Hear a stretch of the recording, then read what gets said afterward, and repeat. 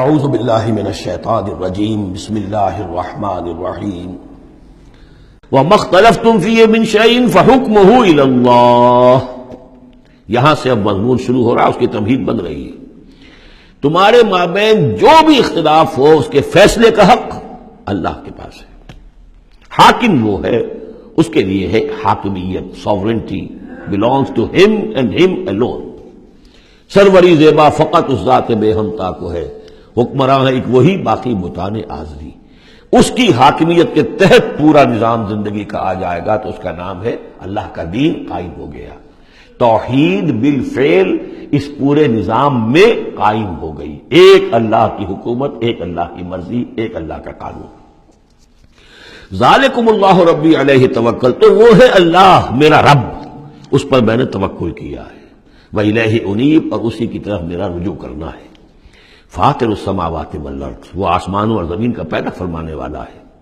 جعل لکم من انفسکم ازواجا، اس نے تمہاری ہی نوع سے تمہارے لیے بیویاں بنا دی، جوڑے بنا دیے۔ ومن الانعام ازواجا، اسی طرح چوپایوں میں بھی ہر سپیشیز کے اندر نر بھی ہے، مادہ بھی ہے۔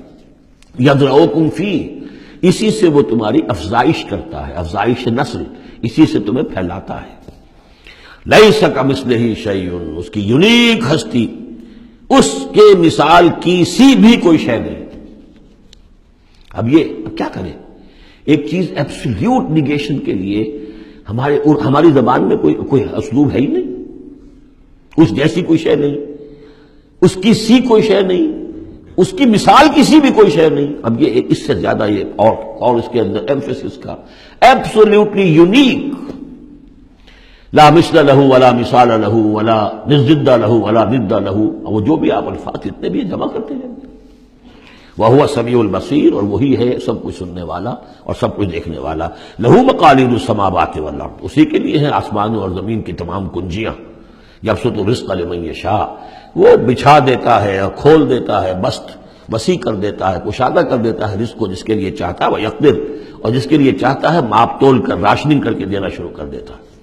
انہ بکل شیء علیم، اور یہ بھی اس کے علم پر ہے کہ کس کے لیے یہ بہتر ہے، کس کے لیے وہ بہتر ہے، وہ ہر چیز کا جاننے والا ہے۔ اب جو آیت آ رہی ہے وہ اس سورہ مبارکہ کا کلائمیکس ہے، اور اس موضوع پر قرآن مجید کا کلائمیکس ہے، اقامت الدین کے موضوع پر۔ شرع لکم من الدین، اے محمد پر ایمان لانے والو، اے مسلمانوں، تمہارے لیے اللہ نے دین میں وہی شے معین کی ہے، ما وصی بہ نوحا، جس کی وصیت کی تھی نوح کو، والذی اوحینا الیک، اور جس کی وحی کی ہے ہم نے اے محمد آپ کی طرف، کیونکہ پہلے خطاب ہے لکم، شرع لکم، یہاں امت سے خطاب ہو رہا ہے، شرع لکم، بس صرف فرق یہ کہ یا ایھا الذین آمنوا یا نہیں آیا ہے، یہ مکی صورتوں کے مزاج کا تقاضا ہے کہ وہ نہ آئے، لیکن جمع کے صیغے سے واضح کر دیا کہ باقی جگہ ہم دیکھ رہے ہیں کہ واحد کے صیغے میں خطاب کر کے اور بالواسطہ امت، یہاں امت سے خطاب ہے۔ شرع لکم من الدین، تمہارے لیے دین میں وہی شے مقرر کی ہے، ما وصی بہ نوحا، جس کی وصیت کی تھی اس نے نوح کو، والذی اوحینا الیک، اور جس کو کی وحی کی ہم نے محمد آپ کی جانب صلی اللہ علیہ وسلم، وما وصینا بہ ابراہیم و موسیٰ و عیسیٰ، اور جس کی وصیت ہم نے کی ابراہیم کو اور موسیٰ کو اور عیسیٰ کو، ان اقیموا الدین، کہ دین کو قائم کرو۔ دین ایک تو معلوم ہوا اس آیت سے کہ دین سب کا ایک ہے، دین نوح کا اور حضور کا اور ابراہیم کا اور موسیٰ کا، عیسیٰ کا علیہم الصلاۃ والسلام ایک ہی ہے، دین تو ایک ہی ہے۔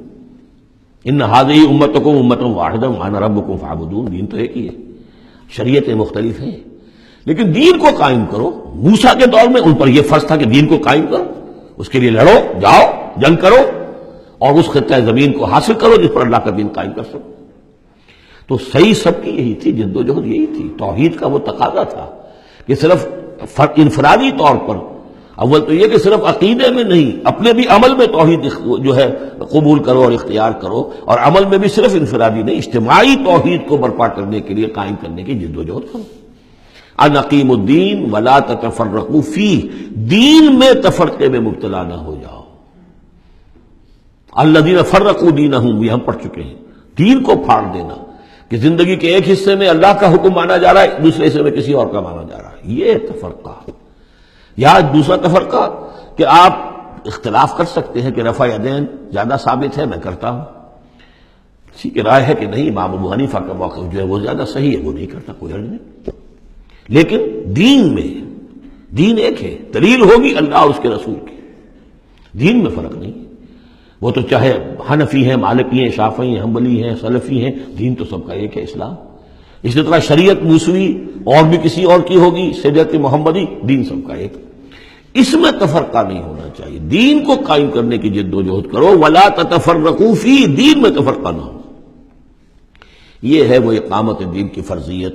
اس میں چونکہ عام طور پر ترجمہ جو ہے شاید آپ کے پاس بھی ہو تو قائم رکھو دین کو کر دیا گیا ہے، وہ بھی صحیح ہے۔ دو ہی سچویشن ممکن ہے، یا تو دین قائم ہے تو اسے قائم رکھو، صحیح ہے۔ خیمہ اگر کھڑا ہے تو کھڑا رکھا جائے گا کہ آندھی آ رہی ہے تو آپ آپسی رسیوں کو پکڑ رہے ہیں، اس کے بانسوں کو پکڑ کر کھڑے ہو رہے ہیں تاکہ خیمہ گر نہ جائے، اس کو قائم رکھو۔ خیمہ گر گیا تو کھڑا کرو، اب اثر نو سے آپ ریکٹ کریں گے۔ تو یہ دونوں ترجمے بالکل صحیح ہیں، قائم کرو، قائم رکھو، قائم ہے تو قائم کرو، قائم نہیں ہے تو رکھو، اور قائم نہیں ہے تو قائم کرو۔ ان اقیموا الدین ولا تتفرقوا فیہ کبر علی المشرکین ما تدعوہم الیہ، بہت بھاری ہے یہ مشرکین پر بات جس کی طرف اے نبی آپ ان کو بلا رہے ہیں۔ انہوں نے تو زندگی تقسیم کی ہوئی ہے، جو خدا کا ہے وہ خدا کو دو، اور جو قیصر کا ہے وہ قیصر کو دو، حکومت کا ہے حکومت کو دو، اور جو مولوی کا حق ہے وہ مولوی کو دو۔ اب یہ تقسیم ہے جس پر دنیا چل رہی ہے، اور اس پر اگر فرض کیجئے علماء بھی راضی ہو گئے، ٹھیک ہے، ہمیں تو جو کچھ ہے وہ مل ہی رہا ہے نا، تو وہ تو پھر گویا کہ اس دین کی طرف ہی ہو گئی۔ جس نے اس تقسیم کے اوپر اپنے دل کو مطمئن کر لیا، جس نے ریکنسائل کر لیا ذہناً اپنے آپ کو اس تقسیم کے ساتھ، اس کا پھر اللہ سے کوئی تعلق نہیں۔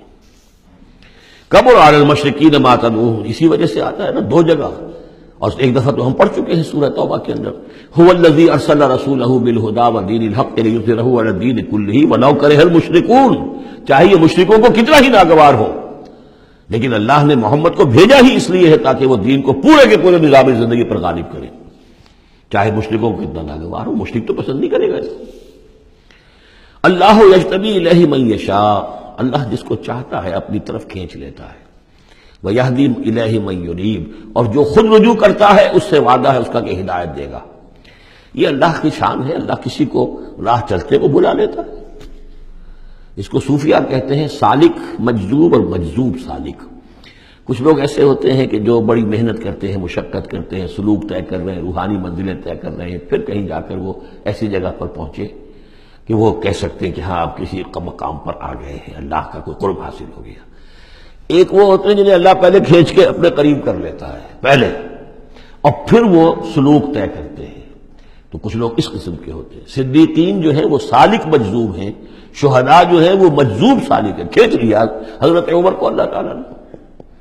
ان کے اپنے مزاج کی وہ کیفیت تھی نہیں، ان کو بالکل مزاج ہی اور تھا، ان کی دلچسپی ہی اور تھی، وہ تو کھینچ لیا۔ صدق اللہ العظیم۔